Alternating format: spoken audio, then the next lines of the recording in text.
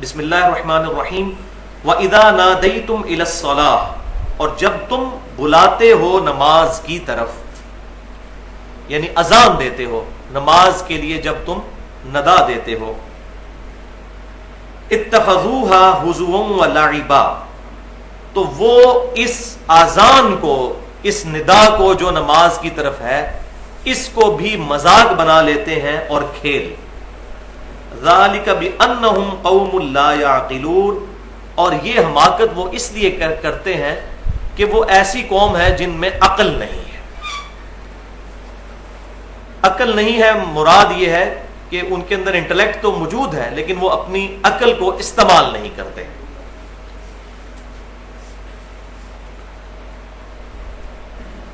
اس context میں اذان کے حوالے سے میں تھوڑی ڈیٹیل گفتگو کر لوں، پھر انشاءاللہ تعالی اس کو آگے لے کر چلیں گے. یہاں اذان کا ذکر آیا کہ جب نماز کے لیے ندا دی جاتی ہے، نماز کی طرف بلایا جاتا ہے، تو وہ اذان کا مذاق اڑاتے ہیں.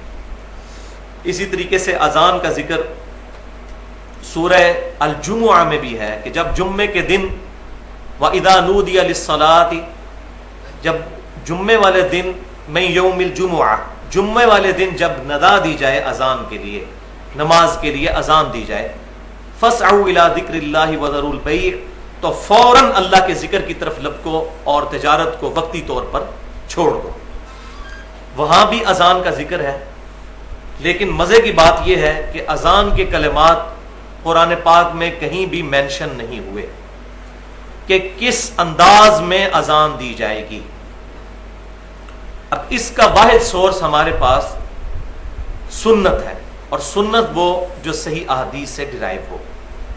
لہٰذا وہ لوگ جو منکرین حدیث ہیں ان کے لیے یہ آیات بھی بہت بڑا چیلنج ہے کہ ان کے پاس کوئی ایسی چیز موجود نہیں جس کی بنیاد پر وہ یہ بتا سکیں کہ نماز کے لیے ندا کس طرح دینی ہے. منکرین حدیث کے فتنے کے اوپر میں نے 1 گھنٹہ 35 منٹ کی گفتگو کی تھی اہل سنت پاک.com پر، مسئلہ نمبر 35 کے نام سے اپلوڈ ہے. منکرین حدیث کے فتنے کا تحقیقی جائزہ. یہ ایک ایکسٹریم تھی کہ وہ لوگ جو سنت کا انکار کرتے ہیں جو صحیح احادیث سے ڈرائیو، اور دوسری ایکسٹریم ہے ضعیف الاسناد اور من گھڑت احادیث کے فتنے کا تحقیقی جائزہ، کہ ہر قسم کی حدیث کو جو اصول محدثین پر درست نہ ہو اس کو ایکسیپٹ کر کے قرآن پاک کا اور صحیح احادیث کا جنازہ نکال دیا جائے. تو یہ پینڈولم کی دوسری ایکسٹریم ہے جس کو مسئلہ نمبر 36 کے نام سے ہم نے اپلوڈ کیا ہے اہل سنت پاک.com پر، ضعیف الاسناد اور من گھڑت احادیث کے فتنے کا تحقیقی جائزہ. یہ دونوں گفتگو اپنے اعتبار سے اہم ترین ہیں. میں یہ ساتھ ساتھ حوالے اس لیے دے رہا ہوں کہ ہر دفعہ گفتگو کرنا جو ہے وہ موقع اور محل اور ٹائم اتنا نہیں ہوتا، اس لیے میں نے اشارتاً بات کر دی. اب اذان کے حوالے سے 8 صحیح احادیث انشاءاللہ تعالی اس کانٹیکسٹ میں بیان کروں گا. اور آج میں جب لیکچر تیار کر رہا تھا اس وقت بھی میرے ذہن میں آیا کہ ایک تو یہ ہے کہ ہم ان آیات کو پڑھتے چلے جائیں، وہ تو ماشاءاللہ سبھی کرتے آ رہے ہیں، لیکن مسئلہ یہ ہے کہ ان آیات کی روشنی میں آج کے لوگوں میں جو اختلافات پائے جاتے ہیں ان کو پازیٹیولی فرقہ واریت کی لعنت سے بالا تر ہو کر ایڈریس کیا جائے. اسی لیے میں نے سوچا کہ اذان کے جو کچھ امپورٹنٹ مسائل ہیں یہاں پر میں بیان کر دوں.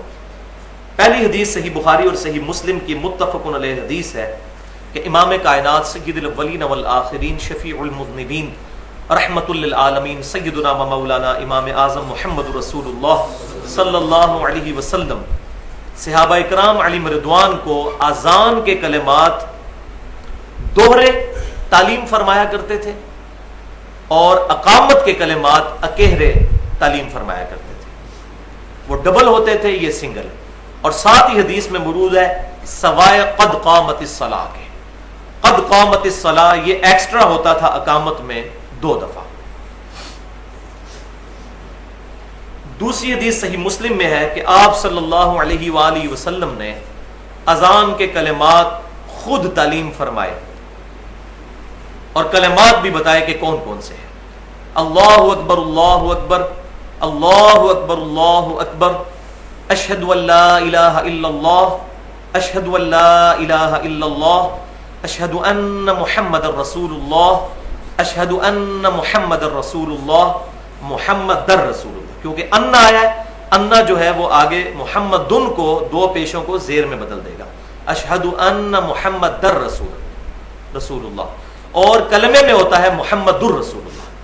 تو بیسیکلی یہ محمد ہی لفظ ہے، لیکن چونکہ پیچھے جو ہے وہ انا آیا ہے، یہ اس کو زیر میں کنورٹ کر دے گا. حی علی الصلاح، حی علی الصلاح، یہ آخر میں تے ہے، الصلاۃ یہ لفظ ہے لیکن وقف ہو کر ہا بن جاتا ہے. حی علی الصلاح، حی علی الصلاح، دو دفعہ. حی علی الفلاح، حی علی الفلاح، اس میں دوسرے والی ہے ہے جو حلق سے نکلتی ہے، ہا حلوائی والی ہے جس کو اردو میں کہتے ہیں. اللہ اکبر، اللہ اکبر، لا الہ الا اللہ. اب ہمارے اہل تشیع بھائی جو ہیں ان میں بھی کلمات تو یہی ہیں، تھوڑے سے فرق کے ساتھ، اور وہ بھی میں سمجھتا ہوں کہ وقت کے ساتھ ساتھ جو ایگزیجریشن آئی اس کا نتیجہ ہے، ورنہ اوریجنلی اذان کے کلمات یہی ہے. البتہ انہوں نے جو ایڈیشن کی سیدنا علی رضی اللہ تعالیٰ عنہ کے بارے میں، تو ہم اس ایڈیشن کو کفر تو نہیں سمجھتے. ظاہر ہے کہ سیدنا علی کو ولی اللہ کہنا یہ کوئی کفریہ جملہ تو نہیں، یہ تو اسلام کا حصہ ہے، لیکن اذان کے ساتھ اس کو ایڈ کر دینا نبی صلی اللہ علیہ وسلم کی تعلیم فرمائے بغیر تو یہ بدعت ہے. اس کو ہم بدعت کہیں گے، کفر اور شرک نہیں کہیں گے. لہذا پازیٹیولی ان کو ایڈریس کرنا چاہیے. اور مزے کی بات یہ ہے کہ ہمارے اہل تشیع بھائی جب نماز کے اندر کلمہ پڑھتے ہیں تشہد میں، اشہد اللہ الہ الا اللہ و اشہد ان محمد عبدہ و رسولہ، ادھر علی ولی اللہ کوئی نہیں ہے، ان کی کتابیں بھی اٹھا کے دیکھ لیں. لیکن کلمے میں اور اذان میں انہوں نے یہ ایڈیشن کی. لیکن میں بار بار کہہ رہا ہوں کہ یہ ایڈیشن جو ہے کفر اور شرک نہیں ہے جب تک کہ کوئی علی رسول اللہ نہ کہہ دے، وہ کفر ہو جائے گا. جو بدقسمتی سے ہمارے اہل سنت کے ہاں دو ایسے مکاتب فکر ہیں جن کے اندر ایسے کلمات ہمیں ملتے ہیں، اس پر میرا ایکسکلوسیو ریسرچ پیپر ہے اندھا دھند پیروی کا انجام، جس کے اندر ایک بہت بڑے دیوبندی عالم ہیں جن کے مرید نے کلمہ پڑھا اور انہوں نے اپنے مرید کو انڈورس کیا، لا الہ الا اللہ اشرف علی تھانوی رسول اللہ والعیاذ باللہ. یہ کلمہ کفر ہے. اسی طریقے سے بریلوی مکتبہ فکر میں بھی حشت بہشت ایک کتاب ہے، اس میں بھی یہ واقعہ موجود ہے، شبیر بردر سے چھپی ہوئی ہے، بریلویوں نے خود چھاپی ہے. معین الدین چشتی صاحب کے ریفرنس سے، واللہ عالم انہوں نے کہا یا نہیں کہا، البتہ ان کا تو دعویٰ یہی ہے کہ جب ان کے پاس کوئی مرید ہونے آتا تھا تو وہ کلمہ پڑھواتے تھے، لا الہ الا اللہ چشتی رسول اللہ. یہ کلمہ کفر ہے. علی ولی اللہ کلمہ کفر نہیں ہے، وہ زیادہ سے زیادہ بدعت ہوگا اگر کلمے میں یا اذان میں ایڈ کیا جائے. ویسے کوئی پڑھتا رہے تو پڑھے، علی ولی اللہ، علی اللہ کا ولی ہے، سیدنا ابوبکر بھی اللہ کے ولی ہیں، سیدنا عمر بھی ولی ہیں، سیدنا عثمان بھی ولی ہیں، تمام صحابہ کرام علیہم رضوان اللہ کے اولیاء ہیں. تیسری حدیث سنن نسائی میں، یہ جو بہت بڑا اہل بدعت کی طرف سے اہل سنت پر اعتراض ہوتا ہے کہ یہ جو فجر کی اذان ہے جی، اس میں الصلاۃ خیر من النوم کے الفاظ سیدنا عمر ابن خطاب رضی اللہ تعالی عنہما رضی اللہ تعالی عنہ انہوں نے تعلیم فرمایا. تو یہ بہت بڑا جھوٹ ہے. کسی صحیح سند سے یہ بات ثابت نہیں کہ سیدنا عمر نے اذان کے اندر یہ ایڈیشن کی ہو. وہ کیسے کر سکتے تھے؟ نبی صلی اللہ علیہ وسلم اپنا دین مکمل فرما کر گئے ہیں. آپ صلی اللہ علیہ وسلم کے دین کو کمپلیٹ کرنے کے لیے امت میں سے کسی بندے کی بھی کوئی ان پٹ کی ضرورت نہیں. اجتہادی مسئلے الگ، لیکن دین کی جو بیسکس ہیں اس میں کوئی بندہ رد و بدل نہیں کر سکتا. یہ ہو ہی نہیں سکتا کہ وہ یہ کام کرتے، ورنہ تو اس وقت مخالفت کھڑی ہو جاتی. جیسا کہ جامعہ ترمذی میں صحیح سند کے ساتھ موجود ہے کہ سیدنا عمر فاروق رضی اللہ تعالیٰ عنہ نے پولیٹیکل ڈیسیژن لیتے ہوئے اپنے زمانے میں حج تمتع پر پابندی لگا دی کہ ایک سفر میں حج اور عمرے کو جمع نہیں کیا جا سکتا. ان کی نیت پیچھے یہ تھی کہ لوگ حج کے لیے الگ سے سفر کریں، عمرے کے لیے الگ سے سفر کریں، تاکہ پورا سال خانہ کعبہ کی رونق رہے. لیکن ظاہر ہے صحابہ کرام علیہم رضوان کہاں اس طرح کی ڈیسیژن قبول کرتے تھے. اپنے بیٹے نے عبداللہ بن عمر رضی اللہ تعالیٰ عنہ انہوں نے مخالفت کر دی. ان کے پاس کچھ لوگ آئے، انہوں نے کہا کہ آپ کے والد تو حج تمتع سے منع کرتے ہیں. تو انہوں نے بالکل کلیئر کٹ جواب دیا کہ اگر کسی معاملے میں نبی صلی اللہ علیہ وسلم اجازت مرحمت فرما دے اور میرا باپ اس کی مخالفت کرے تو بتاؤ کس کی بات مانی جائے گی؟ تو لوگوں نے کہا کہ رسول اللہ کی صلی اللہ علیہ وسلم. تو انہوں نے کہا پھر آپ صلی اللہ علیہ وسلم نے حج تمتع کیا ہے اور ہمیں اس کی اجازت دی ہے، ہم نبی صلی اللہ علیہ وسلم کی سنت کو نہیں چھوڑ سکتے۔ اس سے بڑھ کر کے سیدنا عثمان غنی رضی اللہ تعالیٰ عنہ نے جب اپنے مبارک دور میں بالکل اسی طریقے سے حج تمتع پر پابندی لگائی تو بخاری اور مسلم دونوں میں موجود ہے۔ یہ حدیث پتہ نہیں کیوں چھپاتے ہیں اہل سنت، حالانکہ یہ حدیث بخاری اور مسلم میں ہے۔ سیدنا علی نے خط لکھا سیدنا عثمان کو جس میں یہ الفاظ تھے کہ میں کسی بھی شخص کی وجہ سے اپنے نبی کی سنت کو چھوڑ نہیں سکتا، خواہ آپ ہی کیوں نہ ہو۔ سیدنا عثمان نے آگے سے نہیں کہا کہ علیکم بسنتی و سنت الخلفاء الراشدین المہدیین، تم پر میری سنت اور خلفائے راشدین کی سنت لازم ہے۔ یہ صحیح حدیث ہے، سنن ابی داؤد، سنن ابن ماجہ اور جامعہ ترمذی کے اندر۔ لیکن ان کو پتا تھا کہ یہ تمام سنتیں اس صورت میں جب صحابہ کرام علیہم رضوان بھی اتفاق رائے کر لیں خلیفہ راشد کے ساتھ۔ تو سیدنا عثمان کو، سیدنا عمر رضی اللہ تعالی عنہما کو اپنا ڈیسیژن واپس لینا پڑا۔ تو الصلاۃ خیر من النوم کے الفاظ نبی صلی اللہ علیہ وسلم نے خود تعلیم فرمائے، اور یہ ہے تیسری حدیث سنن نسائی کی کہ آپ صلی اللہ علیہ وسلم صحیح سند کے ساتھ موجود ہے۔ ابو داؤد میں بھی ہے لیکن وہ سند ضعیف ہے، صحیح سند کے ساتھ سنن نسائی کے اندر ہے کہ آپ صلی اللہ علیہ وسلم فجر کی اذان کے لیے الصلاۃ خیر من النوم کے الفاظ تعلیم فرمایا کرتے تھے۔ تو یہ آپ نے خود فرمائے ہیں، لہذا یہ جو اتنا بڑا انہوں نے فرقہ وارانہ ایک مسئلہ کھڑا کیا ہوا تھا وہ الحمدللہ ختم ہوا بدعت کی سپورٹ میں جو لے کر آتے تھے۔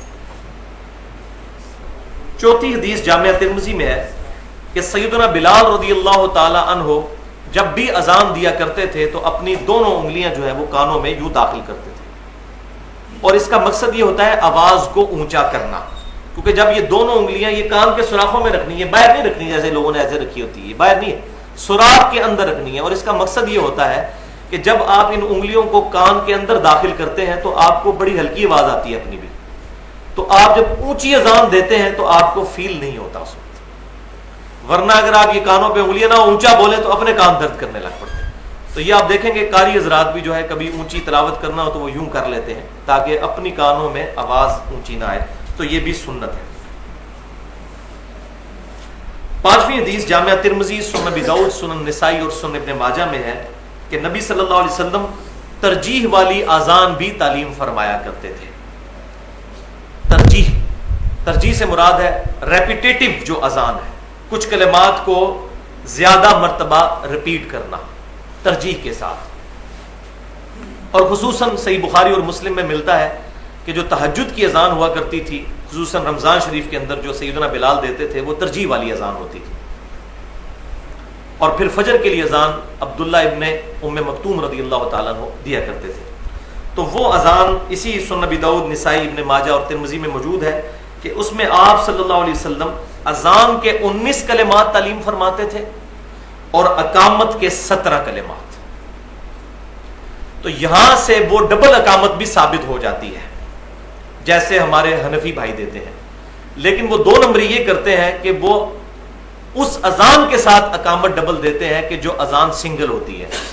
ہماری عمومی اذان تو سنگل ہی ہے جو ڈبل کلمات والی اذان ہے، اس کے ساتھ جب اقامت پڑھیں گے تو پھر بخاری اور مسلم میں نے پہلی حدیث بتا دی تھی کہ اکیلی اقامت ہوگی، جیسا کہ یہاں ہمارے اہل سنت میں سے اہل حدیث حضرات دیتے ہیں، اور سعودی عرب میں بھی اکیلی اقامت کہی جاتی ہے۔ اللہ اکبر اللہ اکبر، اشہد ان لا الہ الا اللہ، اشہد ان محمد رسول اللہ، حی علی الصلاۃ حی علی الفلاح، قد قامت الصلاۃ قد قامت الصلاۃ۔ اس کو 2 دفعہ کہنا ہے، اللہ اکبر لا الہ الا اللہ۔ یہ کلمات ہیں عام اذان کے ساتھ، لیکن جو 19 کلمات والی اذان ہوگی ترجیح والی، اس میں کیا ہے؟ اشہد ان لا الہ الا اللہ 4 دفعہ ہے،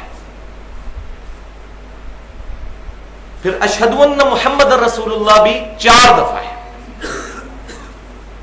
تو یہ چونکہ 4 دفعہ ہے اس لیے اس کی اقامت پھر دوبارہ سے ڈبل ہو جائے گی، اور اس میں وہ 17 کلمات ہوں گے، اللہ اکبر اللہ اکبر اللہ اکبر اللہ اکبر، اشہد ان لا الہ الا اللہ، اشہد ان لا الہ الا اللہ، اشہد ان محمد رسول اللہ، اشہد ان محمد رسول اللہ، حی علی الصلاۃ حی علی الصلاۃ، حی علی الصلاۃ حی علی الصلاۃ، حی علی الفلاح حی علی الفلاح۔ اگر ملائیں گے الگ الگ پڑھیں گے تو حی علی الفلاح بن جائے گا، قد قامت الصلاۃ قد قامت الصلاۃ۔ اگر ملائیں گے الگ الگ پڑھیں گے تو قد قامت الصلاۃ قد قامت الصلاۃ۔ اللہ اکبر لا الہ الا اللہ. تو یہ بڑی علماء جو ہے، ظاہر عوام تو بیچاری بھولی ہے، مولوی دو نمبری کرتا ہے. وہ کہتا ہے جی دیکھیں جی سنن نسائی کے اندر جو ہے وہ ابو داؤد ابن ماجہ میں دیکھیں ڈبل اقامت موجود ہے، آپ کیوں کہتے ہو اکیلی اقامت کہنی چاہیے؟ تو اس کے ساتھ پوری حدیث نہیں پڑھتے، دو نمبری دیکھیں. بالکل اس طریقے سے جیسا کہ ہم یہاں پر ایک مردہ سنت کو زندہ کرتے ہیں تو لوگ شور مچاتے ہیں، حالانکہ اس پہ علیحدہ سے ریسرچ پیپر بھی اب لکھ دیا ہے کہ جنازے کی نماز میں ایک طرف سلام پھیرنا یہ سنت ہے. پورے سعودی عرب میں ایک طرف پھیرا جاتا ہے. میں یہ نہیں کہہ رہا کہ سعودی عرب میں جو کچھ ہوتا ہے وہ صحیح ہے، لیکن یہ کوئی نئی بات نہیں ہے، وہاں پر اس پر عمل ہو رہا ہے. صحیح سند کے ساتھ نماز جنازہ میں دو طرف سلام پھیرنا ثابت نہیں.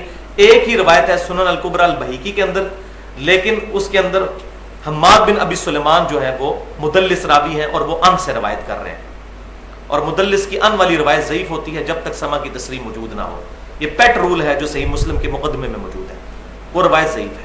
صحیح سند کے ساتھ المصنف عبد الرزاق کے اندر، المصنف ابن ابی شیبہ کے اندر، اسی طریقے سے سنن الکبری بہیقی کے اندر، سنن دارقطنی کے اندر، تمام ان کتابوں کے اندر صحابہ، تابعین، تبع تابعین اور نبی صلی اللہ علیہ وسلم سے بھی مرفوع یہ موجود ہے کہ آپ صلی اللہ علیہ وسلم جنازے میں ایک طرف سلام پھیرا کرتے تھے.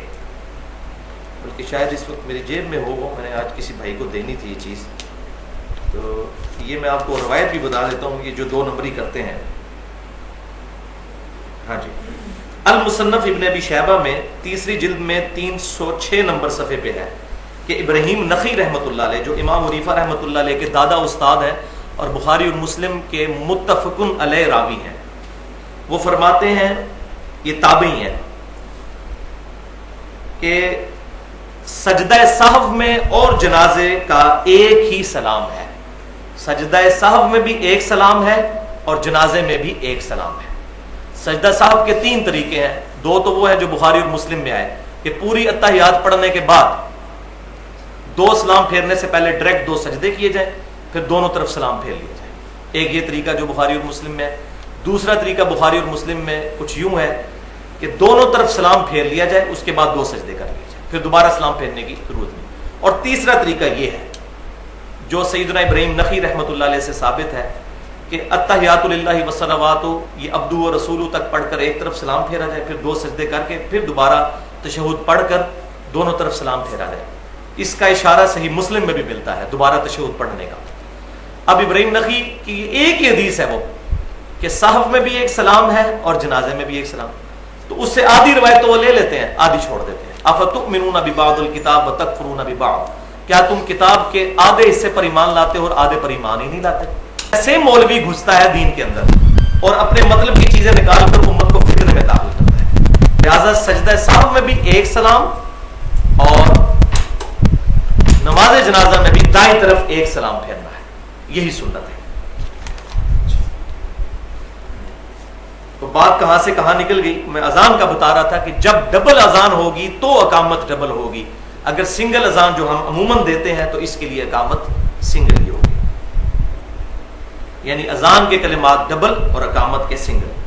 چھٹی حدیث صحیح بخاری اور مسلم کی متفق علیہ حدیث ہے کہ آپ صلی اللہ علیہ وسلم نے فرمایا کہ اذان کی آواز سن کر شیطان کی ہوا خارج ہو جاتی ہے اور بھاگ جاتا ہے. اسی طریقے سے جب اقامت کہی جاتی ہے تو بھی شیطان کی ہوا خارج ہو جاتی ہے اور وہاں سے بھاگ جاتا ہے. اور صحیح مسلم میں تو باقاعدہ موجود ہے، ایک مقام کا ذکر کر کے وہاں تک بھاگ جاتا ہے. اور وہ راوی کہتے ہیں کہ وہ مدینہ شریف سے 36 میل دور تھا، یعنی اذان کی آواز کا اتنا رعب ہے کہ شیطان 36 میل دور بھاگ جاتا ہے. ساتویں حدیث صحیح مسلم میں ہے کہ آپ صلی اللہ علیہ وآلہ وسلم نے فرمایا کہ جو شخص اذان کا جواب دے، اور جواب کیا ہے وہ اگلی حدیث میں بتا دوں گا، اذان کا جواب دے اس کے بعد مجھ پر درود شریف پڑھے، تو جو ایک دفعہ مجھ پر درود شریف پڑھے گا اللہ تعالیٰ اس پر 10 رحمتیں نازل فرمائے گا. پھر آپ صلی اللہ علیہ وسلم نے فرمایا کہ اس کے بعد وہ الوسیلہ والی دعا اللہ کے حضور میرے لیے مانگے تو میری شفاعت قیامت والے دن اس شخص کے حق میں حلال ہو جائے گی. تو شفاعت رسول صلی اللہ علیہ وسلم حاصل کرنے کا نسخہ کیا ہے؟ اذان کا جواب دینا ہے، اس کے بعد درود شریف پڑھنا ہے، اور اس کے بعد الوسیلہ والی دعا مانگنی ہے۔ دعا صحیح مسلم میں موجود نہیں، یہی حدیث مختصر الفاظ کے ساتھ صحیح بخاری میں ہے اور وہاں دعا بھی ہے۔ اللہم رب هذه الدعوة التامة والصلاة القائمة آت محمدا الوسیلة والفضیلہ وابعثه مقاما محمودا الذی وعدتہ، یہاں تک، اور انک لا تخلف المیعاد، یہ حصہ بھی سنن البہیقی الکبریٰ کے اندر صحیح سند کے ساتھ موجود ہے۔ تو یہ بیچ میں جو ایڈیشن کی ہوئی ہے وہ درجۃ الرفیع اور ساتھ شفاعت کے جو الفاظ ہیں وہ کہنے کی ضرورت نہیں، وہ اس کی وجہ سے شفاعت خود بخود ہو جائے گی، وہ الفاظ صحیح سند کے ساتھ ثابت نہیں ہے۔ 8ویں حدیث صحیح مسلم میں آپ صلی اللہ علیہ وسلم نے اذان کا جواب بھی تعلیم فرمایا کہ اللہ اکبر کے جواب میں اللہ اکبر اس کو آپ ریپیٹ کریں، حی علی الصلاح حی علی الفلاح کے جواب میں لا حول ولا قوت الا باللہ کہنا ہے۔ وہ کلمات بھی ریپیٹ کیے جا سکتے ہیں، دونوں حدیثیں صحیح مسلم میں موجود ہیں۔ ایک میں تو کیٹاگوریکل مینشن ہے کہ جو کچھ مؤذن کہتا ہے وہی کہو، اس کے تحت اگر کوئی اس کے جواب میں یہ کہہ لیتا ہے تب بھی ٹھیک، حی علی الصلاح حی علی الفلاح کے جواب میں وہی۔ لیکن دوسری حدیث میں ملتا ہے کہ لا حول ولا قوت الا باللہ، یعنی نہیں ہے طاقت گناہوں سے بچنے کی اور نہ نیکیوں پر استقامت مگر اللہ کی توفیق سے۔ اور یہاں یہ بات بھی یاد رکھیں کہ صحیح بخاری اور مسلم کی متفق علیہ حدیث ہے کہ آپ صلی اللہ علیہ وسلم نے فرمایا قیامت والے دن جو مؤذن لوگ ہیں اذان دینے والے ان کی گردنیں سب سے لمبی ہوں گی، یہ اس کی فضیلت ہے۔ اس کے علاوہ بھی فضائل بہت زیادہ موجود ہیں، لیکن اکثر اذان دینے کے جو فضائل بیان کیے جاتے ہیں وہ ضعیف سند کے ساتھ ہی بیان ہوتے ہیں، لیکن اذان جو ہے اس کی فضیلت بہت زیادہ ہے، اور یہ نہیں سمجھنا چاہیے کہ یہ کوئی 3rd کلاس لوگوں کا کام ہے اذان دینا۔ بڑھ چڑھ کر شوق سے جب بھی موقع ملے اذان دینے کی سعادت حاصل کرنی چاہیے، لیکن اذان پہلے سیکھیں اور کسی عالم کو سنا بھی لیں تاکہ اذان صحیح دینی آ جائے، اس کے بعد اذان کے لیے کھڑے ہوں۔ پچھلی دفعہ سورۃ المائدہ کی آیت نمبر 58 کے کانٹیکسٹ میں نے تقریباً 45 منٹ اذان اور اقامت سے متعلق ڈیٹیلڈ گفتگو کی تھی۔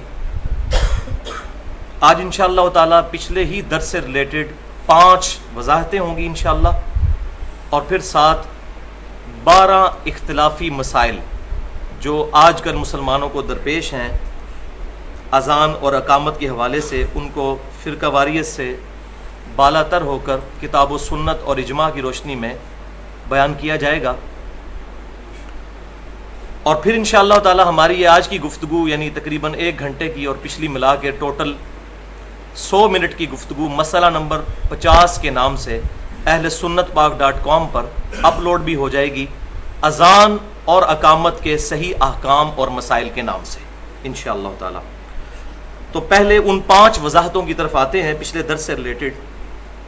پہلی وضاحت یہ کہ میں نے بتایا تھا کہ اذان کے الفاظ امام کائنات سید الاولین والآخرین شفیع المذنبین رحمت للعالمین سیدنا و مولانا امام اعظم محمد رسول اللہ صلی اللہ علیہ وسلم نے خود تعلیم فرمائے تھے، حتیٰ کہ الصلاۃ خیر من النوم، جس کے بارے میں مسکنسیپشن پائی جاتی ہے ہمارے معاشرے میں کہ شاید یہ سیدنا عمر نے شروع کیے تھے، وہ بھی آپ صلی اللہ علیہ وسلم نے ہی تعلیم فرمائے، جس کا حوالہ میں نے پچھلی دفعہ دیا تھا سنن نسائی سے۔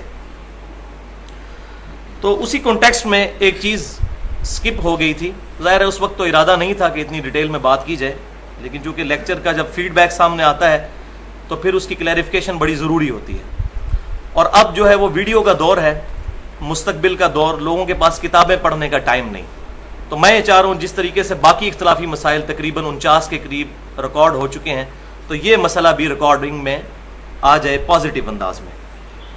تو صحیح بخاری اور مسلم کی متفق علیہ حدیث ہے کہ آپ صلی اللہ علیہ وسلم جب مدینہ شریف ہجرت کر کے گئے، مسلمانوں پر نماز فرض ہوئی، تو مسلمانوں کے درمیان ڈسکشن شروع ہو گئی کہ مسلمانوں کو نماز کے لیے کس طریقے سے ندا دی جائے۔ تو اس میں مختلف سجیشن سامنے آئی. کچھ لوگوں نے کہا کہ ناقوس بجا کر نماز کے لیے متوجہ مسلمانوں کو کیا جائے. تو آپ صلی اللہ علیہ وسلم نے فرمایا کہ یہ تو نصارہ یعنی عیسائیوں کا طریقہ ہے. پھر کچھ اصحاب نے کہا کہ بغل بجایا جائے. تو آپ صلی اللہ علیہ وسلم نے فرمایا کہ یہ یہودیوں کا طریقہ ہے. پھر کچھ نے کہا کہ اونچی جگہ پر آگ روشن کر کے صحابہ کرام علیہم رضوان کو مطلع کیا جائے نماز سے متعلق. تو آپ صلی اللہ علیہ وسلم نے فرمایا یہ مجوسیوں کا طریقہ ہے. پھر آپ صلی اللہ علیہ وسلم نے اذان کے الفاظ تعلیم فرمائے. ایک دوسری روایت میں آتا ہے کہ ایک صحابی کو خواب کے ذریعے یہ کلمات بتائے گئے تو آپ صلی اللہ علیہ وسلم نے ان کو انڈورس فرمایا, اس کی توثیق فرما دی. لہذا اذان جو ہے یہ اب شعائر اسلام میں سے ہے. اسلام کی نشانیوں میں سے ایک نشانی ہے اذان. آج کے اس ماڈرن دور میں جب کہ ہم اذان سن کر نہیں بلکہ گھڑی پہ ٹائم دیکھ کر مسجد میں نماز پڑھنے کے لیے جاتے ہیں, سچ اذان کی ضرورت کوئی نہیں رہی. لیکن چونکہ یہ شعائر اسلام ہے لہذا کوئی بندہ اس بات پر اب فتویٰ نہیں دے سکتا کہ چونکہ لوگ گھڑی دیکھ کر مسجد میں آتے ہیں, لوگوں کو پتا ہے ظہر کا ٹائم جو ہے وہ 1 بجے ہے, عصر کا ٹائم جو ہے وہ 3:45 بجے ہے, مغرب جو ہے وہ 6 بجے ہو جاتی ہے, تو لہذا اذان کی تو ضرورت نہیں ہے. تو یہ شعائر اسلام ہے, اس کو اب کوئی چینج نہیں کر سکتا. یہ اسی طریقے سے چلتا رہے گا. ہاں اس کے لیے جو ہم ہیلپ لیتے ہیں وہ ماڈرن دور کے اعتبار سے لیتے چلے جائیں گے, جیسے نماز کے ٹائم کو فکس کرنا. ظاہر ہے صحابہ کرام کے زمانے میں تو یہ نہیں تھی چیز, لیکن بعد میں الحمدللہ امت نے اس پر اجماع کیا ہے کہ اذان کے بعد نماز کے ٹائم کو کسی خاص ٹائم پر فکس کر لیا جائے. یہ کوئی بدعت نہیں ہے, اس پہ امت نے اجماع کیا ہے. اور اجماع پر میری بڑی ڈیٹیل کے ساتھ گفتگو ہے تقریباً 50 منٹ کی اہل سنت پاک.com پر, مسئلہ نمبر 31 کے نام سے اجماع کی حجیت اور اس کی اہمیت. اس میں نے کم از کم 17 مثالیں دی ہیں اجماع کی, کہ اجماع بھی بالکل اسی طریقے سے حجت ہے جیسا کہ کتاب و سنت حجت ہے, کیونکہ اسی کتاب و سنت نے اجماع کی طرف ترغیب دلائی ہے. بلکہ یہ کتاب اللہ کا اللہ کی طرف سے نازل ہونا اس پر بھی امت کا اجماع ہے. ہمارے سامنے نازل نہیں ہوئی, یہ امت کے اجماع نے عملی تواتر کے ساتھ اس کتاب کو ٹرانسفر کیا ہے. ہم نے نہ نبی صلی اللہ علیہ وسلم کو دیکھا, نہ صحابہ کو, نہ تابعین کو, نہ تبع تابعین کو. 1400 سال بعد تقریباً ہم پیدا ہوئے, تو اس کتاب کو امت کے اجماع اور عملی تواتر نے جو ہے وہ نقل کیا ہے. اسی طریقے سے نماز کی ٹائمنگ کے اوپر بھی میری گفتگو ہے, مسئلہ نمبر 30 کے نام سے نمازوں کے اوقات, اس کی اہمیت اور اس میں جو اختلافی مسائل ہیں, تقریباً 52 منٹ کی اہل سنت پاک.com پر. میں ساتھ ساتھ اس کے صرف ضمناً حوالے دے رہا ہوں کیونکہ آج پھر اس طرف موضوع نہیں لے جایا جا سکتا. دوسری وضاحت میں نے بتایا تھا کہ کلمے میں ہم پڑھتے ہیں لا الہ الا اللہ محمد الرسول اللہ. دال کے اوپر 2 پیشے ہیں, تنوین, محمدن لفظ ہوتا ہے, آگے را آ گیا, را حروف یرملون میں سے ہے, یعنی ادغام جن کے ساتھ ہوتا ہے. تنوین کے فوراً بعد جب یہ الفاظ آتے ہیں یرملون, یا را میم لام واو نون, تو یہ پچھلے الفاظ کے ساتھ مل جاتا ہے, تو محمد الرسول اللہ بن جاتا ہے ہمارے کلمے میں. لیکن اذان کے اندر چونکہ ہم اس کو یوں پڑھتے ہیں اشہد ان, تو ان جو ہے یہ حروف مشبہ بالفعل میں سے ہے جو 6 ہیں, اور ان کی خاصیت یہ ہے کہ یہ اپنے بعد اگر 2 پیشیں آ رہی ہوں تو ان کو 2 زبر میں کنورٹ کر دیتے ہیں, ایک پیش آ رہی ہو تو اس کو ایک زبر میں کنورٹ کر دیتے ہیں. انا, انا, لکننا, اس طرح کے الفاظ. تو اسی لیے ہم اذان میں اور اقامت میں پڑھتے ہیں اشہد ان محمد در رسول اللہ, وہ زبر میں کنورٹ ہو جاتا ہے انا کی وجہ سے. یہ ہے اس کی ٹیکنیکل ریزن. بالکل اسی طریقے سے جب پریپوزیشنز آ جاتی ہیں عربی میں, جس کو ہم انگلش میں پریپوزیشنز کہتے ہیں اور عربی میں حروف جار کہتے ہیں, تو وہ 2 پیش کو 2 زیر میں کنورٹ کر دیتا ہے. جیسا کہ ہم درود شریف میں پڑھتے ہیں اللہم صلی علی محمدن, اور آگے واو سے ملتا ہے تو علی محمدین و علی آل محمد. حالانکہ اوریجنل لفظ ہے محمدن, لیکن یہ محمدن کیوں بنتا ہے؟ اس سے پہلے علی آ گیا. علی آ جائے یا فی آ جائے, یہ حروف جار میں سے ہے, یہ اگلی پیش کو زیر میں کنورٹ کر دیتا ہے, اس کو زیر دے دیتا ہے. تیسری وضاحت اذان ترجیح کے حوالے سے, ترجیح عین اس کے اینڈ پر آتا ہے, عربی زبان میں کہتے ہیں جو چیز ریپیٹ کی جائے. رجعت اردو میں بھی لفظ بولا جاتا ہے. تو اذان ترجیع جو ہے وہ نبی صلی اللہ علیہ وسلم نے خود تعلیم فرمائی. میں نے ڈیٹیل سے پچھلی دفعہ بتایا تھا کہ 19 کلمات آپ صلی اللہ علیہ وسلم اس اذان کے لیے اقامت کے اور 17 کلمات اذان کے تعلیم فرمایا کرتے تھے. اذان ترجیح یہ ہوتی ہے کہ اشہد ان لا الہ الا اللہ اور اشہد ان محمد رسول اللہ، اس کو 4 دفعہ کہا جاتا ہے اذان میں. اس کے لیے جب اقامت ہوگی تو وہ ڈبل ہوگی. لیکن میں نے پچھلی دفعہ طریقہ اس کا نہیں بتایا تھا، تو طریقہ بھی سن لیں. صحیح مسلم میں موجود ہے، آپ صلی اللہ علیہ وسلم نے خود تعلیم فرمایا کہ اذان جب شروع کی جائے تو اشہد ان لا الہ الا اللہ، اشہد ان لا الہ الا اللہ، اشہد ان محمد رسول اللہ، اشہد ان محمد رسول اللہ. اس کے بعد پھر واپس آئیں اشہد ان لا الہ الا اللہ اور بلند آواز سے پھر یہ 4 کلمات کو ریپیٹ کیا جائے. یہ ہے اذان ترجیع، یعنی ریپیٹیشن والی اذان. چوتھی وضاحت، اذان کا جواب. اس کے بارے میں نے بتایا تھا کہ 2 حدیثیں ملتی ہیں صحیح مسلم میں. ایک میں تو یہ ہے کہ جو مؤذن کہتا ہے اسی کو ریپیٹ کیا جائے. اس میں حی علی الصلاح حی علی الفلاح پر بھی یہی الفاظ ریپیٹ کیے جائیں. اور دوسری صحیح مسلم کی روایت میں ملتا ہے کہ ان کلمات کے جواب میں لا حول ولا قوت الا باللہ کہا جائے. لہذا یہ دونوں درست ہیں طریقے. اس میں ایک وضاحت رہ گئی تھی کہ الصلاۃ خیر من النوم کے جواب میں کیا کہا جائے. تو وہ بھی جنرل ہی ہے کہ آپ صلی اللہ علیہ وسلم نے فرمایا جو کچھ مؤذن کہتا ہے وہی کچھ تم کہو. وہ آگے میں بتا بھی دوں گا اس کے فضائل میں. تو الصلاۃ خیر من النوم جب مؤذن کہے گا تو ہم نے بھی یہی کہنا ہے. ایک روایت جو ہے وہ زبان زد عام ہے کہ اس کے جواب میں کہا جائے صدقتا و بررتا، لیکن وہ روایت کسی بھی اصول محدثین پر ثابت نہیں اور نہ ہماری کسی میجر بک کے اندر وہ موجود ہے. اسی طریقے سے سنن ابی داؤد میں ایک روایت ہے جس میں ایک مجہول راوی ہے اور وہ روایت بھی ضعیف ہے. وہ یہ ہے کہ قد قامت الصلاۃ کے جواب میں اقامہ اللہ و ادامہا کہا جائے. تو وہ روایت بھی اصول محدثین پر ضعیف ہے. لہذا اقامت کا جواب جو ہے وہ ثابت کوئی نہیں ہے. اقامہ اللہ و ادامہا جب حدیث کی صحت ہی صحیح نہیں ہوگی تو ظاہر ہے کہ وہ قابل حجت نہیں رہے گی. حدیث کی سند، حدیث تو ٹھیک ہوتی ہے، سند بھی درست ہوگی تب حدیث ثابت ہوگی. اور اسی پہ میری ایکسکلوسیو گفتگو ہے، مسئلہ نمبر 36 کے نام سے 1 گھنٹہ اور 25 منٹ کی گفتگو ہے، ضعیف الاسناد اور من گھڑت احادیث کے فتنے کا تحقیقی جائزہ. وہ الحمدللہ اہل سنت پاک .com پر رکھی ہوئی ہے. اس میں نے اس کو ڈیٹیل سے صحیح مسلم کے مقدمے کی روشنی میں بیان کیا ہے کہ ضعیف احادیث اور من گھڑت احادیث کا فتنہ کس طریقے سے امت میں آیا اور اس کی وجہ سے امت میں کیسے فرقہ واریت پھیل گئی. اور اگر ہم ان روایتوں کو مان لیں تو بعض اوقات ہمیں اپنے ایمان سے ہی ہاتھ دھونا پڑے گا. اس میں نے 5 مثالیں ایسی بیان کی ہیں اہل سنت کی کتابوں میں سے. اگر ان کو ہم درست مان لیں صرف اس بنیاد پر کہ چونکہ کتاب میں آ گئی تو ہمارا ایمان ہی برباد ہو جائے. وَلِعَوْذُ بِاللَّهِ تَعَالَى. 5ویں وضاحت وہ ہے صحیح بخاری اور صحیح مسلم کے ریفرنس سے میں نے ایک حدیث بتائی تھی جس کی ڈیٹیل تو آتی ہے صحیح مسلم میں کہ آپ صلی اللہ علیہ وسلم نے فرمایا جس شخص نے اذان کا جواب دیا یعنی وہی کلمات ریپیٹ کیے حی علی الصلاح حی علی الفلاح پر، وہی کلمات بھی کہہ سکتے ہیں اور لا حول ولا قوت الا باللہ، اور دونوں کہہ لیں تب بھی ٹھیک ہے. اس کے بعد اس نے درود شریف پڑھا اور پھر میرے لیے اللہ کے حضور الوسیلہ کی دعا مانگی تو قیامت والے دن میری شفاعت اس کے لیے حلال ہو جائے گی.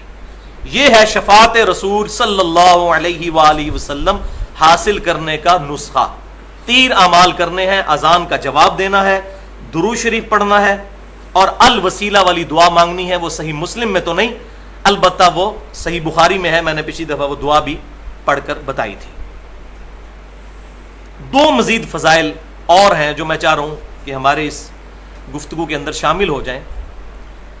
ایک یہ کہ صحیح مسلم میں ہی ہے کہ جس شخص نے صدق دل کے ساتھ اذان کا جواب دیا، صدق دل کے ساتھ مراد کیا کہ وہی جو کلمات مؤذن کہہ رہا ہے اس کو دل کے ساتھ انڈورس کیا کہ اللہ اکبر واقعی بڑائی اللہ کے لیے. اسی طریقے سے اشہد ان لا الہ الا اللہ اشہدو ان محمد رسول اللہ، دل نے بھی گواہی دی کہ میں جو کچھ کہہ رہا ہوں اس پر میرا ایمان پختہ ہے، کنوکشن والا میرا ایمان ہے۔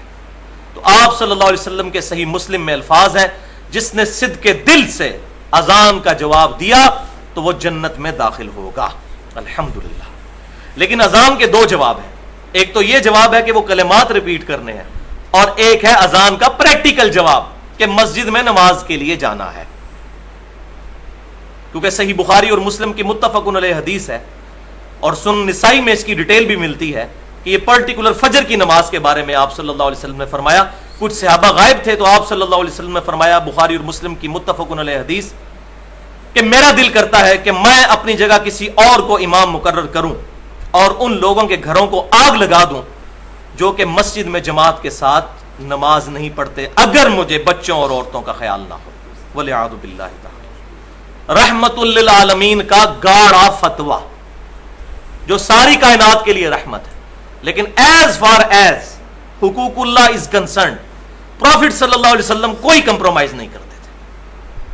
ہاں اپنی ذات کے لیے آپ معاف کر دیتے تھے، لیکن جہاں جہاں معاملہ آیا تھا شریعت کو اسٹیبلش کرنے کا، وہاں آپ صلی اللہ علیہ وسلم کسی ملامت کرنے والے کی ملامت کی پرواہ نہیں کرتے تھے۔ صحیح بخاری اور مسلم کی متفق علیہ حدیث ہے، کچھ صحابہ نے سفارش کی ایک فاطمہ نامی عورت کے بارے میں جو چوری کے مقدمے میں آپ صلی اللہ علیہ وسلم کے سامنے پیش کی گئی، تو آپ صلی اللہ علیہ وسلم جلال میں آ گئے اور خطبہ دیا آپ نے، اور فرمایا کہ آگاہ ہو جاؤ، تم سے پہلے لوگ اسی لیے برباد ہوئے کہ جب ان میں سے کوئی معزز شخص جو ہے وہ برا کام کرتا تھا تو اس کے لیے مسئلہ کچھ اور بیان کر دیتے تھے، اور جو غریب غربے لوگ ہوتے تھے ان پر شریعت کی اپلیکیشن کرتے تھے۔ اللہ کی قسم اگر محمد صلی اللہ علیہ وسلم کی بیٹی فاطمہ بھی چوری کرتی تو میں اس کے بھی ہاتھ کٹوا دیتا۔ یہ ہے دین کو اسٹیبلش کرنے کا جذبہ، الحمدللہ۔ تیسری فضیلت صحیح مسلم میں ایک اور فضیلت ہے کہ آپ صلی اللہ علیہ وسلم نے فرمایا، جس شخص نے اذان کا جواب دینے کے بعد یہ کلمات پڑھ لیے، اشہد ان لا الہ الا اللہ وحدہ لا شریک لہ وان محمدا عبدہ ورسولہ رضیت باللہ ربا وبمحمد رسولا وبالاسلام دینا، یہ جس نے کلمات پڑھ لیے اللہ تبارک و تعالی اس کی مغفرت فرما دے گا۔ لیکن وہی بات ہے کہ یہ جتنے بھی فضائل آتے ہیں اعمال کے بدلے مغفرت کے، اس سے مراد گناہ صغیرہ کا معاف ہونا ہے، گناہ کبیرہ صرف توبہ سے معاف ہوتے ہیں، اور توبہ بھی ایسی کہ جو آگے کے لیے اصلاح بنے، خالی خلی توبہ نہیں۔ اس پہ میں نے پوری ڈیٹیل کے ساتھ گفتگو کی ہے اہل سنت پاک .com پر 50 منٹ کی گناہ کبیرہ اور توبہ کا بیان، مسئلہ نمبر 18 کے نام سے۔ وہاں میں نے یہ معاملات کھولے ہیں کہ یہ کہاں سے باتیں ہم نے نکالی ہیں کہ گناہ کبیرہ کی توبہ قبول نہیں ہوتی، یہ احادیث کے اندر ہے، وہ ڈیٹیل کے ساتھ اس میں نے الحمدللہ بیان کی ہے، آج محل نہیں ہے۔ سنت اذکار کے حوالے سے ایک اور بھی آپ انفارمیشن کے لیے میں بیان کر دوں کہ ہماری جو ویب سائٹ ہے اہل سنت پاک .com، اس پر 2 سنت اذکار کے کارڈز ہمارے PDF فارم میں جو ہے اپلوڈ ہیں۔ ایک ہے صبح و شام کے سنت اذکار تقریباً 27 کے قریب، اور فرض نماز کے بعد کے سنت اذکار تقریباً 18 کے قریب، بالکل صحیح سند کے ساتھ جو روایتیں ثابت تھیں، کیونکہ میں نے جب تجزیہ کیا تو ہمارے معاشرے میں اس وقت جتنے بھی اذکار کے کارڈ ہیں کسی نہ کسی کارڈ میں 1 یا 2 روایتیں ایسی ہیں جو اصول محدثین پر ضعیف ہیں، تو الحمدللہ وہ سارے کارڈ سامنے رکھ کر اور پھر میں نے اس کو ترتیب دینے کے بعد اس دور میں ایک بہت بڑے اہل سنت کے محدث، حدیث کے علم میں وہ اپنی مثال نہیں رکھتے، حافظ شیخ زبیر علی زئی صاحب، ان سے پھر میں نے پروف ریڈنگ بھی اس کی کروا کے اس کے بعد پرنٹنگ اس کی کروائی۔ تو وہ اذکار والے کارڈ بھی ڈاؤن لوڈ کریں، اور ہارڈ کاپی ہمارے پاس اویلیبل ہے، اس پر بھی اہتمام کریں۔